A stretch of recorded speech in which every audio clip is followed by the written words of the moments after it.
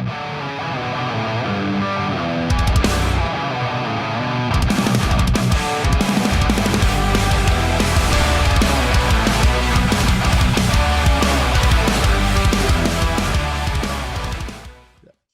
welcome back to the Wolves Only podcast powered by JWX. And dude, like I've been having, this is what has literally made my month is how much time I get to spend with you lately. Oh yeah, it's been amazing. This is cool. Yeah. We had a great weekend. We did. And you kind of welcomed me into the world of improv. Mm-hmm. And I can't get enough of it. So good. And I think I always had a passion for it since I was a kid because I used to always watch Wayne Brady and Whose Line Is It Anyways? And I loved that show. Yeah. You know, and I think everybody did, right?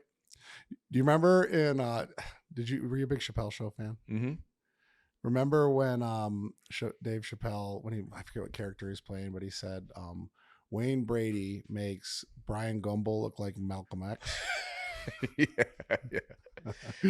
And then what was that whole skit where they were riding around Wayne Brady and Wayne Brady killed somebody or something? He was all gangster. Yeah. He's like super gangster. Yeah. God, I love it. But anyways, you know, it started to really make me think about like communication and like our communication skills, right?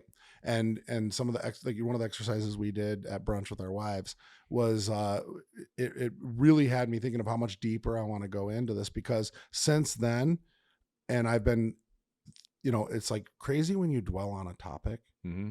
And I think that's all part of manifesting, right? But when you really dwell on a topic and all of a sudden, like, you know, when it's something that's positive, right? And something that will definitely like bring your craft together, your mind like fires differently. Yeah. You know what I mean? Mm-hmm. And of course, that's the whole purpose of the exercises themselves, the team building and all the skill set building, you know, exercises that is in improv. But you really opened my eyes to it. And now it's like all I can think about. So now I keep thinking about different ways to make myself think sharper, think quicker. And awesome. And it's just in manifesting that and not even actually practicing it quite yet. Yeah. Yeah. Well, we're going to do a class together. We're going to do more improv together. Fuck, for sure. yeah. It's going to be great. Yeah. Yeah, I'm stoked Super about fun. that. You've done a number of them now. Yeah, I mean, I went to Second City for 2 years and just found it absolutely life-changing. And I've done it now, you know, at 50 plus events, and I've had literally 100 plus members of the Los Angeles Dodgers up running improv, and I've done it with the Twins, done it with a few different teams. It's so important, dude. What it teaches you. Yeah, the one that, you know, we've talked about it a number of times, but the one thing that I really picked up was the signaling and the obviously nonverbal communication, mm-hmm. and then voice inflection. And I teach voice inflection a lot in my prior sales, you know, in when I did a lot of sales training and things like that, and like voice inflection of like bringing someone in on a secret. Right. Like no one needs to know about mm-hmm. this. And then, you know, and knowing how to use those and when to use those. But in this setting, this was like a very descriptive way of, and very animated way of bringing somebody to a fruition. Mm-hmm. And that is so powerful. And I guess that's why it's been on my mind so much. And it's like, and I think people, they don't see the value in it until they've been in circumstances like this. Yeah. Go to a foreign country. Yep. Where you can't communicate to anybody. Right. True. You know, just trying to get your point across towards somebody so thick-headed. Mm-hmm. And I think that these are tools that, you know, on the team building side, sure, but just on like your own power building side, just on your own, you know, your own presence. Yeah. Well, there's two things you mentioned there. So in terms of communication, there's, you know, what you alluded to, like that you were doing in car dealerships and whatnot. So there's 5 things. The world's greatest vocal coach, Roger Love, teaches these: pitch, pace, tone, melody, and volume. Okay. And so you always kind of want to modulate those, right? And so most people who don't really study or work on communication will just have one default way of talking. Usually it's just kind of monotone or whatever, or maybe you're more confident. So you speak loud and fast. Maybe you're an East Coast guy like me, speak, but like any of those will bore someone eventually. Right. So you have to learn to take a pause, slow down, and be like, yo, I'm going to tell you something. Nobody knows this. But here's the thing, right? And then you get excited about stuff, and I'm talking about Wu-Tang versus Rakim versus Nas. Like you got to take anyone you're in a conversation with on a ride. And, especially if you're talking to a group of people, especially if, let's say, you're at a party and you want to make a connection, but there's 20 other interesting people, why are you going to stand here and talk to me if I'm just monotone? You know what I mean? There's another fun game. We should have played it. We'll play it. It's called Emote Control. So it's basically like if someone doesn't know those 5 things, they may also not know just how to, and they may not be comfortable. Like I've coached a lot of guys who aren't comfortable sharing emotion, right? So it's a really fun game. So say, I give you a book, or let's say you give me a book, right? And so I'm reading Of Mice and Men or whatever, and I'm just reading it out loud, and then you have a list of emotions, and you say them to me, and then now in front of an audience, you go diabolical, so I got to go, oh, and then he ran to the thing, like, you know what I mean? And then you go angry, and then I'm like, the fucking guy said to him, like, and so it just gets you more out of your comfort zone with like displaying emotion. You see that actually in like modern, in like, in adult animation shows like South Park shows, like, you know what I mean? And they'll resort to that, like that diabolical, and it's like completely, Rick and Morty. You ever watch that show? No, but I know what you mean. Yeah. Like it's unbelievable that in that show, and I don't want to, this isn't meant to be about Rick and Morty, but like a lot of the stuff that, when you mention things like this brings me to like different episodes, different situations where they use that. And it shouldn't be a surprise that that's one of the most binge watched animation shows, adult animation shows there are. Yeah. And it's brilliant. It's absolutely brilliant. But all of those levels of communication are exactly what you're talking about. Mm-hmm. People don't get it, and they need to be opened up to this kind of stuff. I think people look at stuff and they're like, oh, that's fucking stupid, and like whatever. And it's like, no, this is what separates like decent communicators to great communicators. Yeah. And I deal with a lot of people, like you were saying, that are monotone. It's fucking boring. Mm-hmm. It's boring. And maybe I'm overwhelming, maybe I'm overbearing, but I would rather at least be able to keep someone's attention and get my point across and make them feel heard and make them feel special than be boring. Yeah, absolutely. Yeah, how are you going to get anything you want in life if you can't communicate effectively? Right. Yeah. So, and sometimes, again, people will negate it. Like you said, oh, it's stupid. Why do I have to work on that? I'll just work on the business stuff. I'll work on this. It's like, yeah, but if you can't communicate, you're operating at 30%. Right. What do you have? That's what I never want to be known as. Oh, that guy's chill. Yeah. I don't want to be chill. Right. Yeah. Be fucking chill. Yeah. That guy ain't got no chill. That's what I prefer. Yeah. He's intense. Yeah. Someone came at me the other day and was like, you think that approach is going to work? And I said, well, when you're asking me to get something done, you're going to definitely appreciate it. Right? Yep. He said, fair enough. Dude, we got some exciting projects planned. And, without, disclosing too much, I didn't really even start entertaining this idea of, getting men together collectively. And I've seen it done, but you really ignited another thing in me, and that is community building in an in-person level. I think I've gotten comfortable. Yeah. Yep. There's no comparison. I mean, obviously the internet's great and our ability to connect with people. You and I wouldn't know each other if it weren't for that, but like there's nothing like meeting people in person. That's why when I was like, I got to run an idea by you, I'll drive down. I anytime. I mean, sometimes I'll get in a flight before I'll talk to someone. Yeah. Like, not that I'm opposed to talking to someone on Zoom or the phone, but like the power of in-person connection. No, 100%. Yeah. And this has been like probably one of the most productive days where we've actually like laid groundwork. Yeah. And it is because it is in person. And I sometimes we take it for granted that we have Zoom and we have all these things, but like, again, this is like, in a way, you don't even realize it, but you're mentoring me in so many different ways, right? And I really appreciate you for that. I really appreciate our friendship for that. But at the same time, I'm like, now my eyes are starting to get open to other things. And is that going to divert me from my course? Of course not. I'm very. Yeah. You said it the other day. You asked, or you said you're ADD, aren't you? And I said, yeah. I go, you too. You said, I like you. Like, not that bad. Yeah, not that bad. Is that bad? No, but I pick up on things like that. Yeah. Steve, am I pretty ADD? Yeah, you're 100% in every direction all the time. God damn. Well, that is what it is. I've accepted it now. Yeah. Yeah. So yeah, I'm stoked about this. Hell yeah. You've had really good success in the past, and I like watching that. And meeting your homie Brian the other night was great too. Yeah. Dude, like I was telling you, man, he tests you. I don't know if he knows it. Yeah, I don't think if he watches this, he's gonna be like, "What the fuck is Justin talking about?" I don't. Nah, it's just his jersey coming out. Is it that? Yeah. Yeah. East Coast people are different, man. Yeah. I remember when we moved from Michigan to Maine, and we were like West Michigan, like, you know, very conservative. And then we moved out to New England, and, you know, it was like a culture shock for my mother.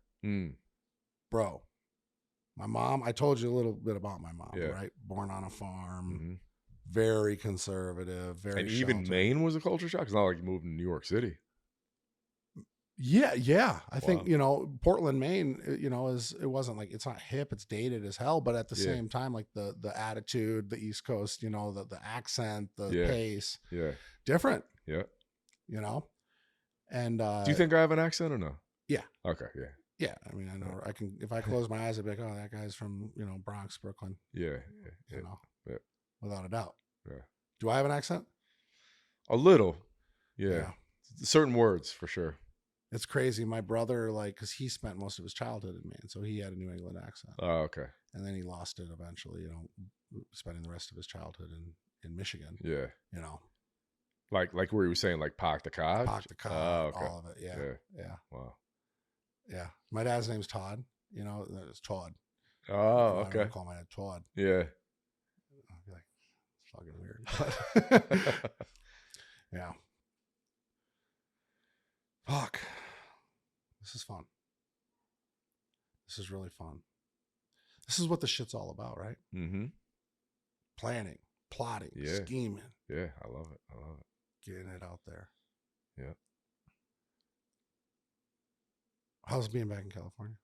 It's fucking great. I missed it. I think, you know, we've discussed this. So there's, in my opinion, there's nowhere better else to live. I know people are like, well, how they run the fucking state, and yeah, I get it, but there's problems everywhere. Mm-hmm. You're not going to beat the weather. There's so many things that you're not going to beat. But to me, it holds a special place because I moved here with the intention of reinventing myself, eliminating all, you know, false narrative, self-limiting beliefs. That was my mission coming here. And I did that. And like, I, you know, 5x my income, 10x my confidence, and had just had so many unbelievable life experiences here where it was like I was living fantasy camp. Like every day, the things that are happening, the people I'm meeting. Right. I got This here. was your first time moving here. My first time moving here. So would you say that you were reborn in Southern California? Yeah. Me too. Yeah. Isn't that 100%. crazy? Yeah. Yep. No one here has ever seen me drunk. No one here has ever seen me fucked up. That's crazy. You know, wow. Yeah. Everybody here knows me as like the reborn version of myself. Now, the prior version, 1.0, was a fun time. Great person. Always the same heart, same whatever. But the opportunity here, the community, the people, just everything. Yep.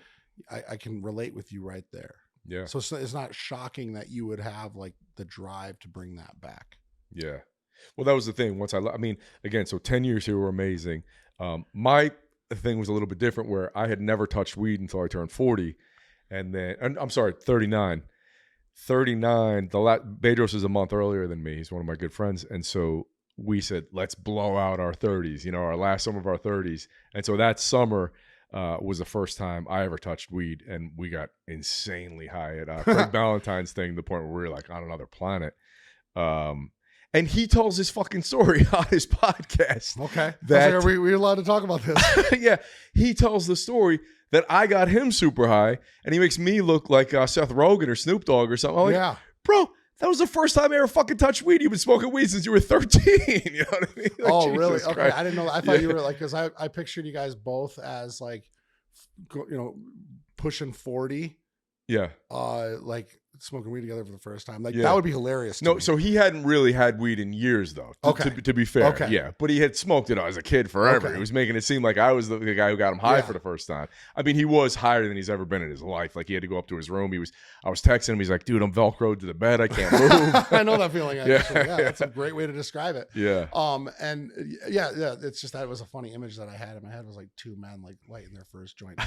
Grown men smoke weed. So funny. Yeah. I remember we were in college, and bro, I was Snoop Dogg. Like, yeah, like 13, 14 blunts a day, every day since I was like, 17, Wow. all the way up until I was like probably 32.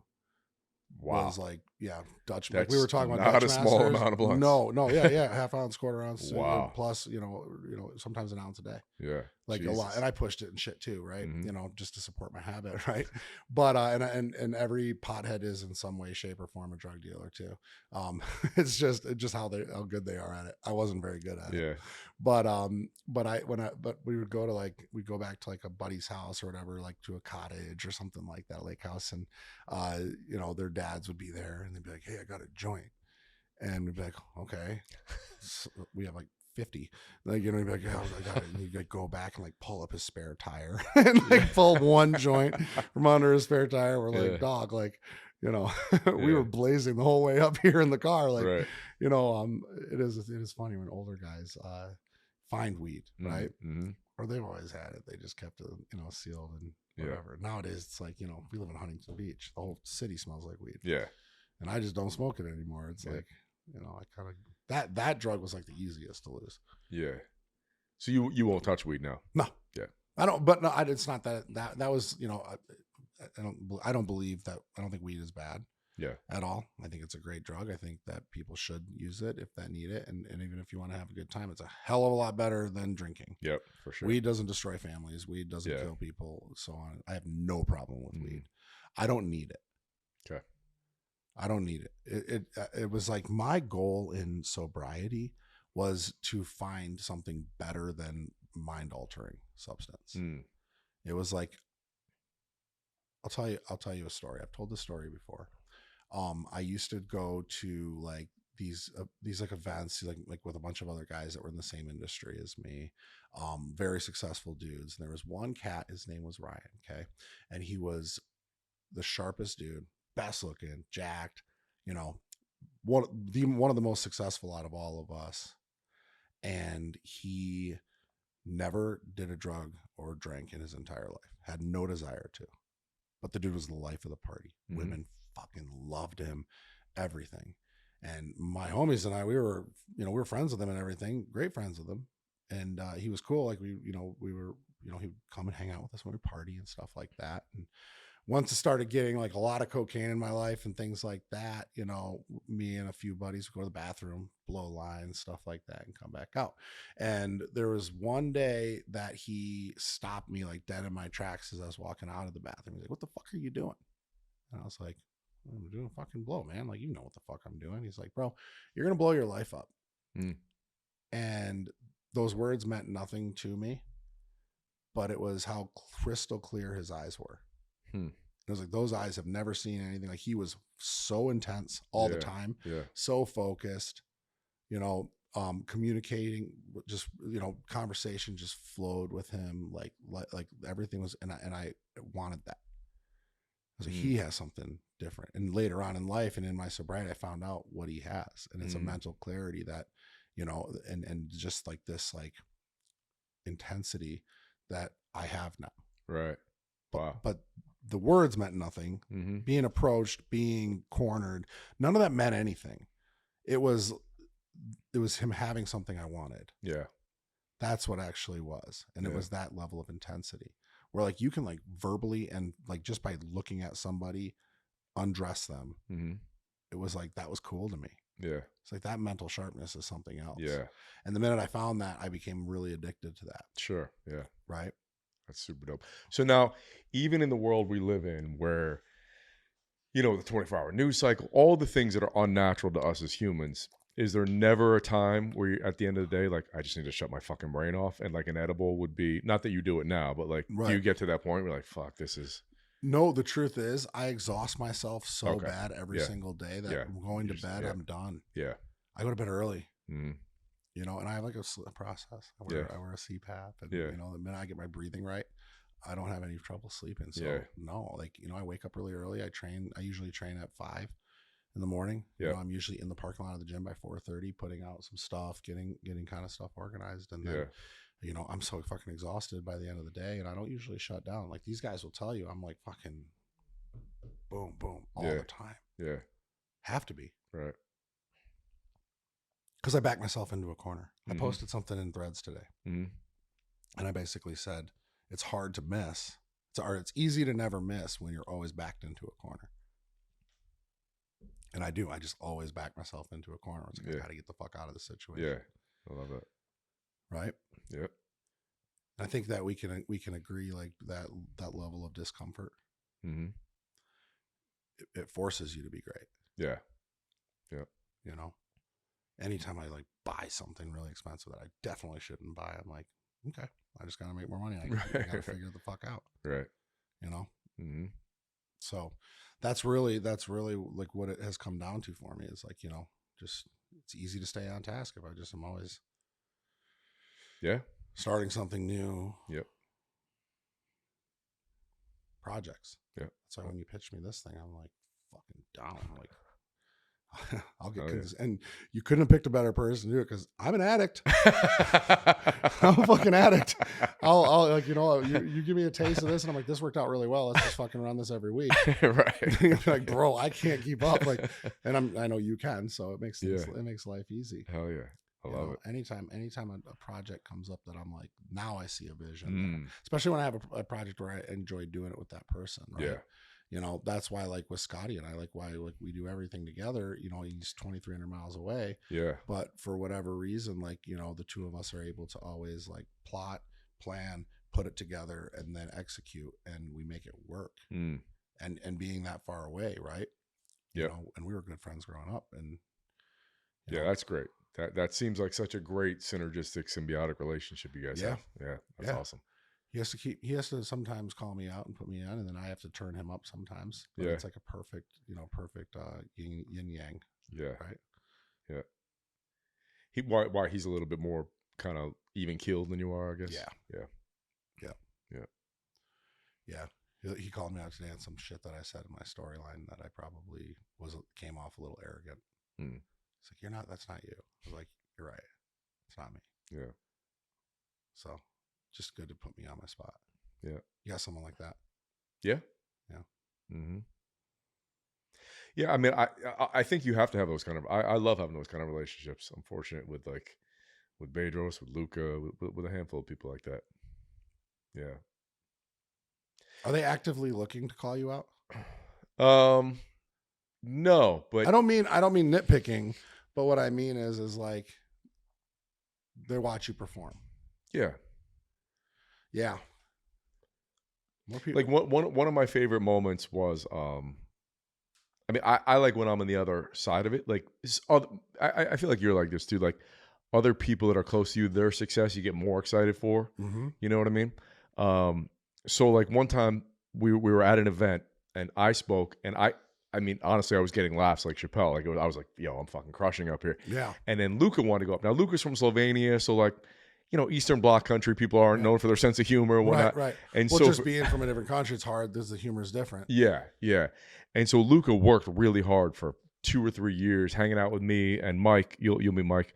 And we just have this crazy rapport, right? Like, and we can't even talk to each other seriously. It's just like nonstop joking around. Yeah. So Luca kind of worked on it, and he was that day he spoke, and he kind of just like fucked up the punchline or like got nervous when he was telling jokes on stage. So he was going to speak again the next day. So he was dropping me off at the hotel, and we sat there in his car, and I challenged him. I said, dude, you fucked up today. You didn't do what you wanted to do. I know you want to get more laughs than that. I know you wanted to pause more before you hit that punchline. I know you wanted to be more animated. I know you want to do all these things. I was like, fucking do it tomorrow. And then he got up and crushed it. And then he came off, and I gave him a hug off stage. But I was just so proud of him, to get out of his comfort zone to do that. When someone does something like that, like, it's such a proud moment. Yeah. No, I think I value my friendships with people that can do that for me, because I think a lot of people are afraid of me. Yeah. Yeah. And it's like, dude, you have no idea. I have way more respect for you if you can call me on my shit. Yeah. Yep. Same. Well, because you have that warmth too. So you may run into what I run into a lot is a few different things. One, everyone I meet, they become my best friend. So then it becomes kind of weird. You know what I mean? And then the other thing is I create this thing where people don't want to offend me. Like, I've created I've opened the door that like, hey, I'll call you out. I'll be brutally honest with you, but then you won't say it back to me sometimes, because I don't, like I said, like that's why Dr. Gabrielle Lyon goes, who do you not hit it off with? You know what I mean? But you want to still let people know, like, hey, man, the door's open for you to give me feedback too. You know what I mean? But there's an art to that too.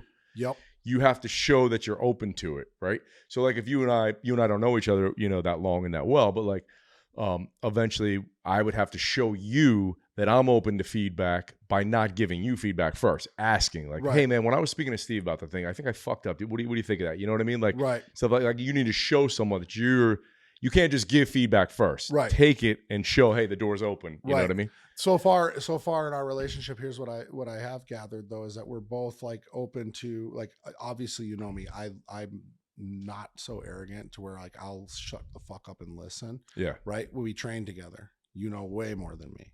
Right. And that was like so valuable to train with somebody like yourself that was able to correct a lot of things that I know I have wrong, but you were able to coach me in a way like, again, and I've been lifting weights and I'm big. Yeah. I'm bigger than you. Sure. Of course. No, I'm kidding. But I'm not, I don't know it all. And, that's why, like, it was valuable to train with Flex Wheeler, and then, but, and my coach is Brandon Beckrich, and I haven't had a chance to train with Brandon in person, but from what I understand, Brandon is like next level when it comes to form, when it comes to cadence and all of that good stuff. I just run his online program. Yeah. But he's moving out here. Oh, sick. He sold his gym, Iron Rails. Evidently it's like the sickest gym in Indiana. Wow. Which I don't know what that says. Freaking got Gary. Yeah. But I will tell you that I've been coached by him for 2 months now, and it has been just like I feel it. Like I feel amazing. He has everything so dialed in. Like, I've had a number of coaches that have like, given me my meal plans, given me like all that stuff, but he has everything so timed and so dialed in that I've had just my training frequency is like amazing, that I feel so good. Wow. So now it's like I want more. Yeah. I want more correction, like training with you, right?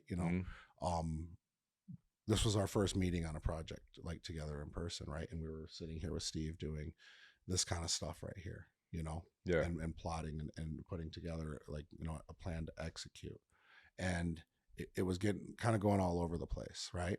So it was like time to like, we were able to like kind of control each other in that situation where I believe that we got a decent amount accomplished. Now we got to execute it. Right. Yeah. And that's what it's like. My whole thing is always execution. Yeah. These guys will tell you I'm demanding. Yeah, you heard it. I am fucking demanding. I want the shit done yesterday. Yeah.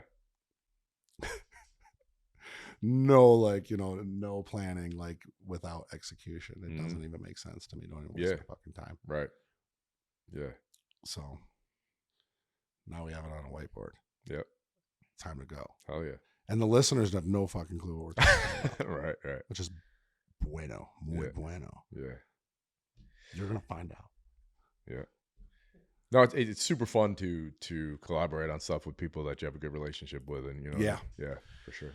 Yep, yeah, synergy is everything in collaboration. That's for sure, and especially when you have the same desired outcome and the same intent. Yeah, right. Intention is in this industry. What I've learned is intention is so key because it exposes you faster than anything else, and faster than any other industry. Right. Mm-hmm. When you're trying to serve men or women or whatever you are, when you're trying to provide a life-changing service to them that is non-tangible, inward, outward, if your intention isn't there, you stink. Yeah. You reek. Yeah. Which is why I think that we become successful at this, right? It's like we have the right intention. Yeah. We can talk about it all day long, but we fucking prove it every single day. Mm-hmm. So wake up. Sorry. Yeah. Well, you can see that you care, which is so important. Yeah. Yeah. Fucking A. So important. This got me out of the auto industry. Yeah. And I didn't intend it to. Yeah. I just wanted to do this because I fell in love with Alcoholics Anonymous and I loved helping guys get sober. So I was like, why don't I take all the things I'm good at helping guys do and just try to like make a coaching business out of it? Mm-hmm. I made all the money. I was fine. Yeah. But I didn't think it was going to take me to this level. Yeah. No plan of that. But, 18K turned into 35 into 100. And then next thing you know, it's $250,000 a month, later. And I'm like, this is Pretty cool, Right. you know? Yeah. And then, cleaning up other people's mistakes too is like another, like, just a pretty valuable thing that happened have happened because it's like, you witness it all over the place where those ill-intentioned people out there are getting over on others. And it's like, if you know how to work smart and work hard, you're a force to be reckoned with. Yeah, absolutely. Take a Midwest motherfucker, car business guy, with a Midwest work ethic, and then teach him the tools. But that being said, if you didn't truly care, you wouldn't be as successful. No. Because people can see that. Yeah. I saw that from day one, Yeah. Because a lot of people don't care. No, right. They just want to make money. Well, no, and you see it, and obviously I have a lot of people that are in service industry coming to me, and I look at their profiles, I look at the stuff, I look at the way they DM me. And when they DM me and I look at my phone and I'm like, ugh, if I can smell it that fast, now of course I'll be able to smell it faster than your normal potential client. Yeah. But if I open up my phone and it's like you've said 6 words and it stinks, but you have people watching you for 90 seconds on a reel. Yeah. You don't think that fucking reeks? Yeah.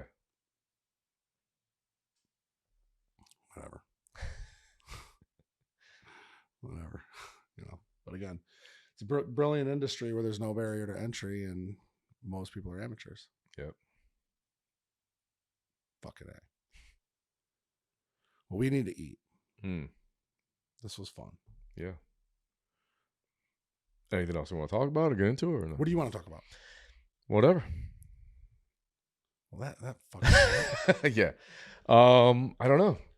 What holds people back? I mean, I don't know. Anything. I mean, well, that's a real good question. What in your eyes, when you've dealt with so many men and women, but let's talk about men that are mid-30s. What's the main thing that's holding them back? 1, 2, 3. No. I mean, really, everybody.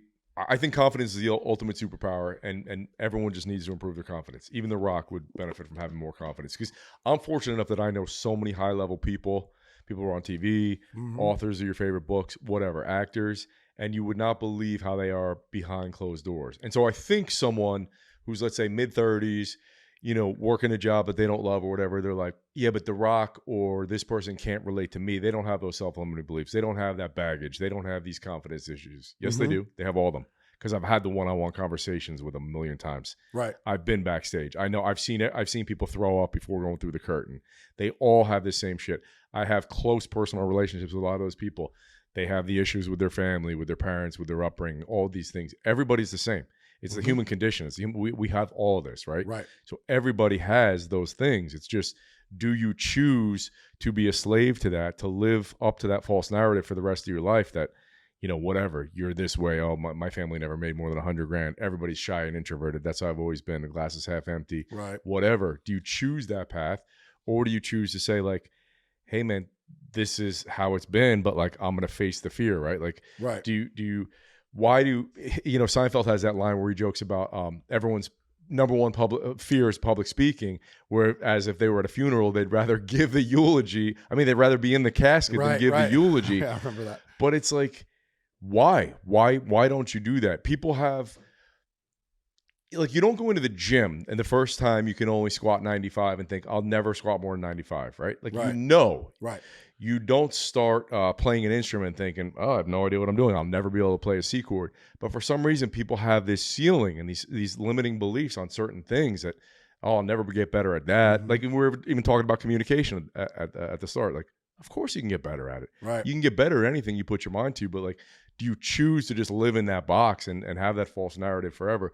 And again, all those people, The Rock and everyone, have those confidence issues, but they fucking go through the curtain and do it. So why don't you do it? Why don't you choose to do it, right? So confidence is built off of repetition, right? Exactly. Just doing the things doing the challenging things over and over again. So if you're going to coach somebody on becoming more confident, then your job is to expose the areas that they need to repeat over and over and over again. Yeah. Okay. And then I'm a huge wrestling fan, which I know you can relate to, is like, you take your personality up to a 10 when you're out with people, when you're out at dinner, when you're out, however. And for you, for us, right? Yeah. You might think you're at a 10. We're like, that guy's at a 5. But it's out of your comfort zone. Right. Like every day, push yourself out of your comfort zone a little bit. Just doing mundane things, whatever, stupid, simple things, right? Yep. Make faster decisions. When you go to a restaurant, make the decision of what you want to eat faster, right? Right. Like there's all small little things every day. When you're with 6 guys and they go, hey, which bar do you want to go to next? You're the one who goes, we're going to go to O'Brien's, right? Like just take small little steps to be a better leader, to be more, you know what I mean? Just to make faster decisions. All these things all day, like everything fucking matters. You're being judged all day. Right. You can improve from the second you wake up to the second you go to sleep. So, but are you, when you're talking about premeditated decisions, is that premeditated? When I sit down, no, I mean, that's improv, right? Making fast decisions, right? Right. When you're saying order faster, right?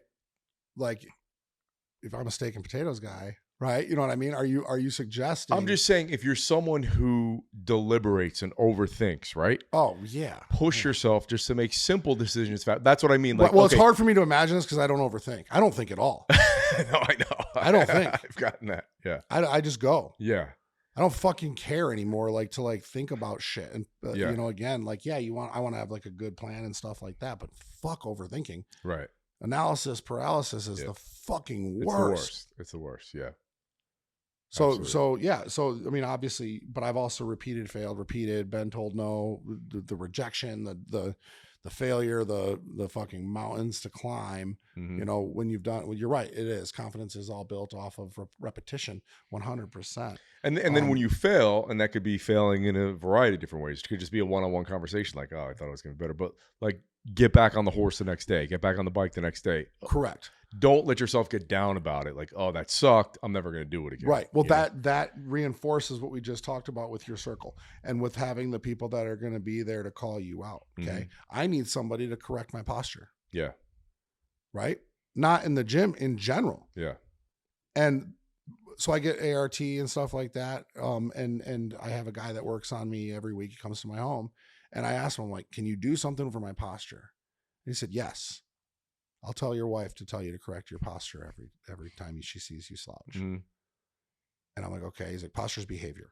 Yeah. Right. And it's just like anything. It's all behavior. Yep. So to correct my posture, my wife has to tell me stand up straight. Brandon Chapetti's wife, Lisa, or Lindsay. Why did I just say Lisa?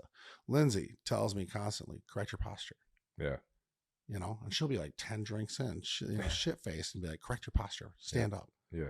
You know, but what I guess my point is like this reinforces your circle. Mm-hmm. This is just what we were just talking about. You have to have that. Yeah. I have a friend, I'm not going to name him because people would know him. We were out with a bunch of people one time over the course of a weekend. We were at an event somewhere. I don't think we were speaking. We were just attendees. And probably 5 times I heard people say, what, excuse me, or lean in when he was speaking. I said, bro, you can't do that. You're a leader. You're supposed to be an effective communicator. The second someone says what, like fucking pick up on that and speak louder and more clearly and more effectively throughout the weekend. Like remember who the fuck you are, you know? And so I have relationships with friends where I call them out and they'll call me out like that. And he's like, oh dude, thanks for saying that. Yeah. Well, it is important to remind yourself because sometimes you're not conscious to what level you're at, right? Where you just said, like, you may have thought you were at a 10, but you were at a 5. Like there are nights that I feel lame, you know? And then there's nights where I feel like on top, you know, like that I'm the fucking cat's meow when I'm out. And it's like, unless you're, and it usually typically is my surroundings. It usually is like, if I'm excited to be around people, and I think that's how it is for everybody. Yeah.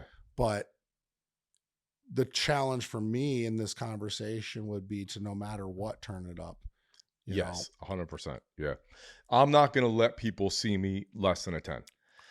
So if I have to force myself, it's fucking 9 o'clock and I go, I guess I got to drink a Red Bull and I'll sleep 2 hours. I have to do it. Because and you said something earlier. You said you're mentoring me and some stuff. Well, of course, because I'm not going to go into any relationship that I don't add value to. Right. Even if we didn't have any kind of relationship like this, like if we were just going to brunch, I'm coming in at a 10. I know we're going to have fun. I know we're going to laugh. I know we're going to play games, stuff like I'm not going to let someone see me in any setting at less than a 10. Yep. Now, sometimes I might have the flu or I might fucking not, and I might just say, dude, I'm not coming. Right. Like, I don't want to show up half-ass. I want you to see me a certain way and know when Jay gets here, fucking things are going to be more fun. That's brilliant. Like, that's it. I'm bringing that to the table 100% of the time. And I think everyone should put that pressure on themselves.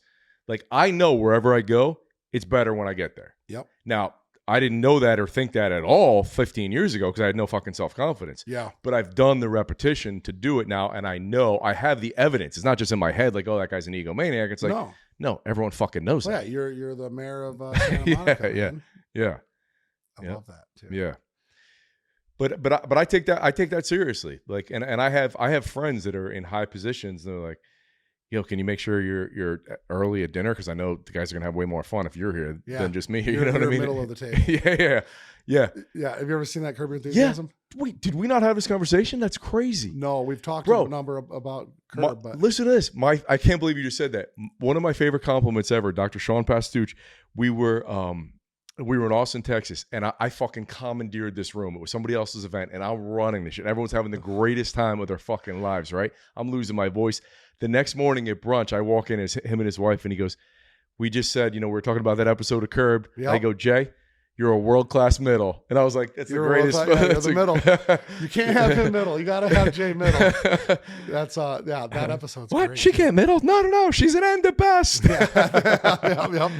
Yeah. You are middle of the table. I pride myself for also being able to be a middle of the table, unless I'm at a table with my father, then it's like, fuck, I don't even fucking compete. I just let him take over. But it's another conversation. But it's interesting there that you brought up your dad and immediate family and whatnot, because a lot of people can evolve and outgrow self-limiting beliefs or false narratives with other people, but then they go back home and it's like, oh, I'm the same kid I was when I was 18. That's the next level of Jedi mind tricks, when you can go home and positively influence your family, your friends that you've known forever, or just not let them fuck you up, because maybe you can influence them. But maybe you can just not let them turn you back into 18-year-old you. You know what I mean? Correct. No, and as a matter of fact, a lot's changed since I left the auto industry. And of course, I didn't work for my father and stuff like that. But I did, years back. But when I left my own position, and I had a pretty high up position here in Orange County, and when I was able to actually, like, even when I had achieved like a massive role in an auto group, right? Like, he was like, all right, cool, I'll go to work, right? But then when I built my own small business, and then when I built my own agency, and now it's like, okay, you're sitting at the table, like, as not my son, but as also like my son, right? But as a self-made situation, right? Because before I was an employee, right? But the minute that I was self-made, it was like a totally different ball game. And now it's like so funny because I get DMs. And my dad travels the world, right? He's like constantly all over the place. And I get DMs from random fucking people. Just the other day, people were like in the Bahamas, right? And they're like, I'm with your dad, and I cannot believe how much he loves you. Wow. And they'll DM me because he's sitting there with Instagram open, showing them, this is my son. This is what my son's built. Look at my son. And these people DM me, and they're like, I'm with your dad right now, and I've never, ever met a father that loves his son and is so proud of his son like you. Wow.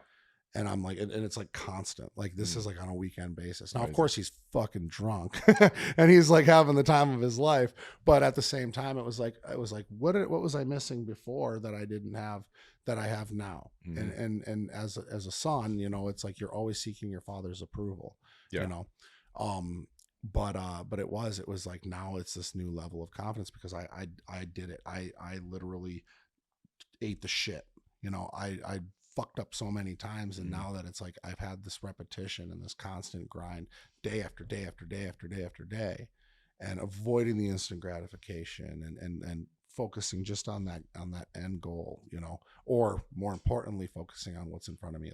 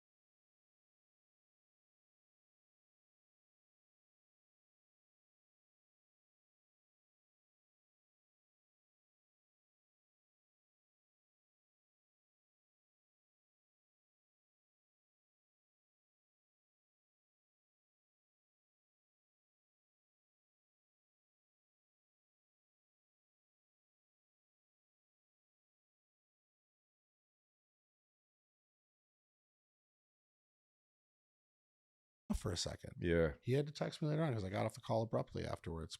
I told him, I really appreciate you saying this. I needed to hear that. And then I got off the call abruptly and he had to text me later on. He's like, I can feel it. You're fucking in your head. Mm-hmm. I'm like, I am. Because that's not me. That's not my heart. That's not the person I am. Yeah. Yeah. You know. Yeah, I mean, there's always things you could work on with that and always get better. That's what's fascinating and exciting about it to me. Like something that a lot of people don't do when they have no awareness of is they telegraph that they're going to say something next. So if you and I have a conversation, I just think of the most amazing fucking thing. Like, holy shit, I got to tell you this. But you're telling me a story. You should not be able to read that on my face or my body language at all. And the second you finish, now most people do this. The second you finish, I go, oh, dude, I got to tell you what happened on the drive down here.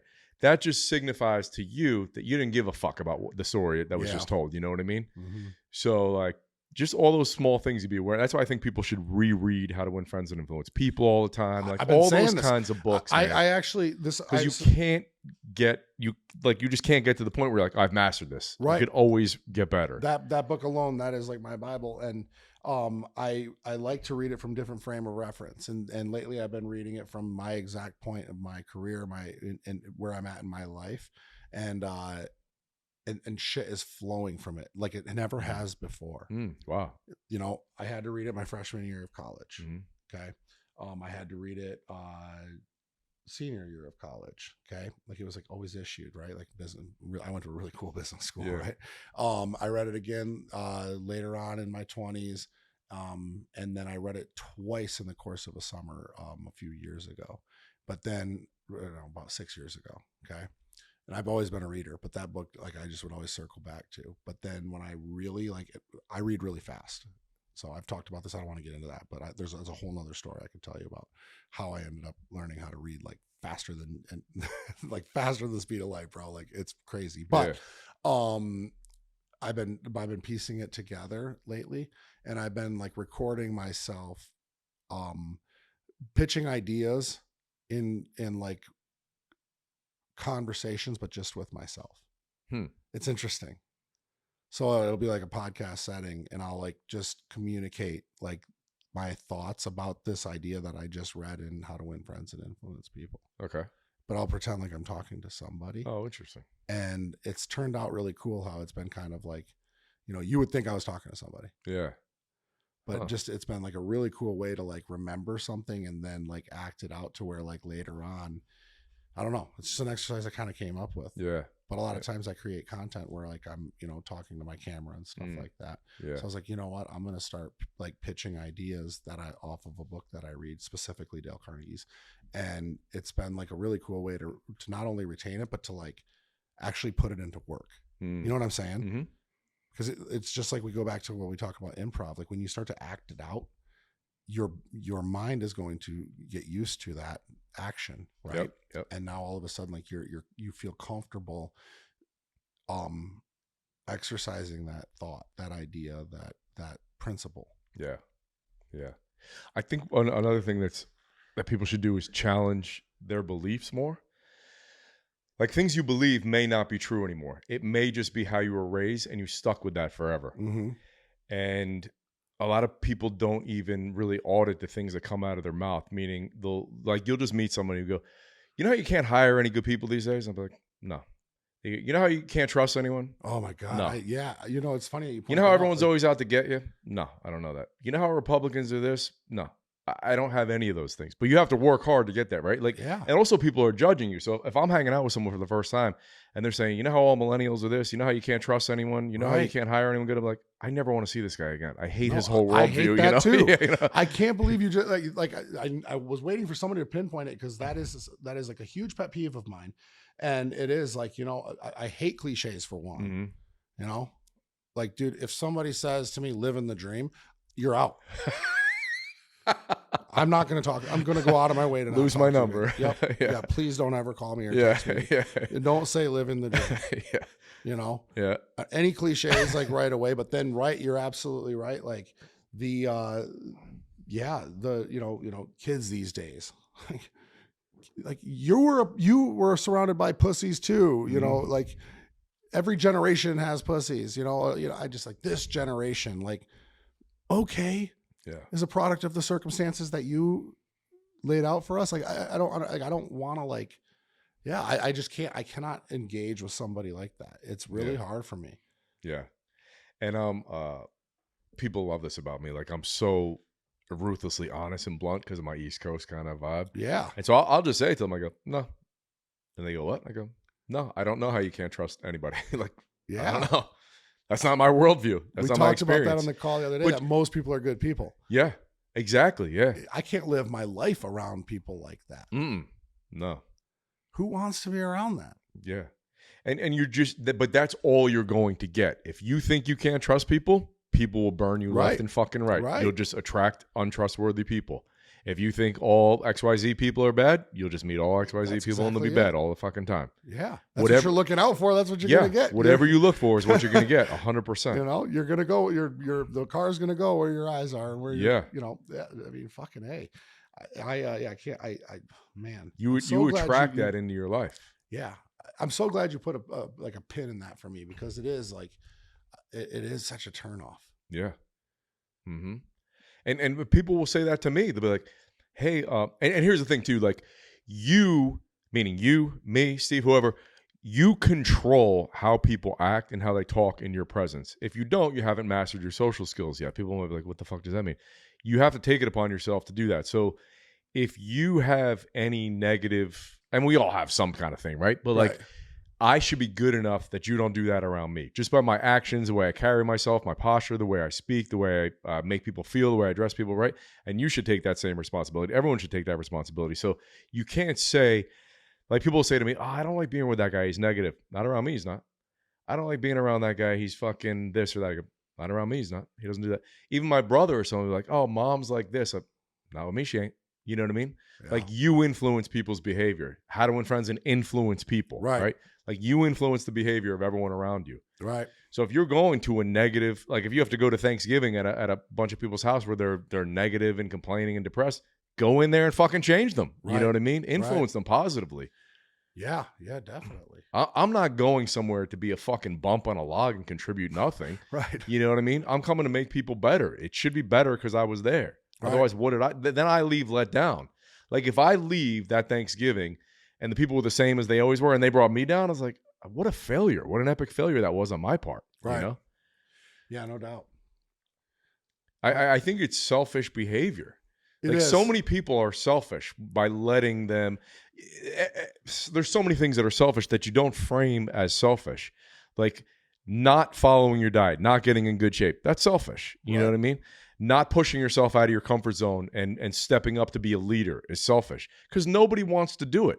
Like you and I don't want to eat fucking chicken. Like I want to eat chicken parm, not grilled chicken. I want to eat pizza, you know, and I want to eat ice cream and I want to fucking party and I want to do all these things. But like, it's selfish not to be the leader and the example and like, cause no one else wants to do it. So you set the example.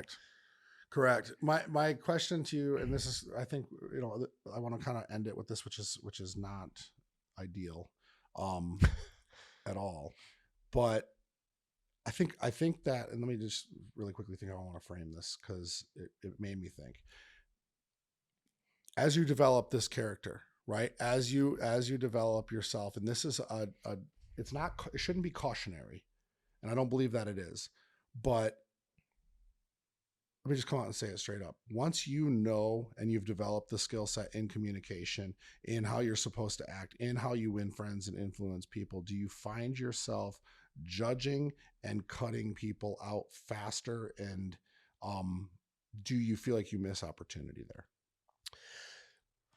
So I think there's a progression. At first, I did. It's like if you turn vegetarian, you tell everyone, don't eat meat again, you got to be a vegetarian. Right. And then it's like, you go fuck yourself, dude. So I think the same thing happens with personal development and improving those kind of skills. Is like at first you fuck up and you do it all wrong, right?